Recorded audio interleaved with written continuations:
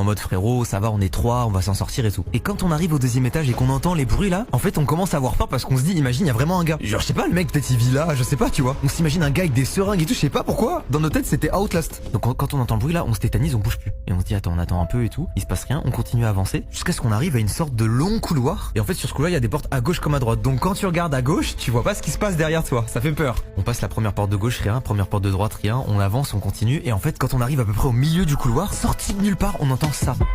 On entend ça dans une pièce à côté de nous. Et après ça, plus un bruit. Écoutez-moi bien, je pense qu'on a battu un record de vitesse pour sortir d'un immeuble en étant au deuxième étage sans ascenseur. Je ne comprends pas ce qui s'est passé. C'est pas nous, c'est pas nos téléphones. Impossible. Il y a juste un gars qui était là. Je sais pas ce qu'il a fait. S'il a fail TikTok ou quoi. On est parti en courant. Zaf a hurlé. C'était glaçant. En fait, ce qui est terrible, c'est que maintenant, quand j'entends la musique, je ne pense plus qu'à ça. Je n'ai plus du tout la traîne qui est censée être cool à la base. Là, quand j'ai un pote qui scrolle sur